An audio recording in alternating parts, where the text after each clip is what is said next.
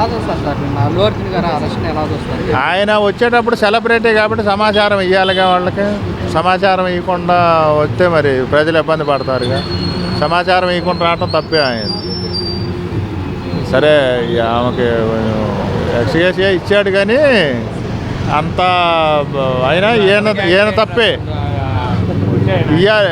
Information ఇవ్వకుండా వస్తే celebrity వచ్చినప్పుడు తొక్కిసలాట జరిగేదిగా, తప్పే. అంటే సంధ్య థియేటర్ సినిమాకి సంబంధించిన సంధ్య థియేటర్ యాజమాన్యం కూడా మేము పోలీసు వారికి ముందుగానే ఇన్ఫర్మేషన్ ఇచ్చాము, కానీ వాళ్ళు అలర్ట్ అవ్వలేదని చెప్తున్నారు. ఇస్తే పర్వాలేదు, ఇలేదని చెప్తున్నారు. ఎవరు ఇస్తే మాత్రం వీళ్ళ తప్పే, ఇవ్వకపోతే మాత్రం మరి అది వీళ్ళ తప్పేగా. అదే మృతి చెందిన అంటే లోపల కారులో రాకుండా పైన ఓపెన్ టాప్ కారులో వచ్చాడంట, మరి అది తప్పేగా. జనం ఎగబడేసరికి జరిగింది.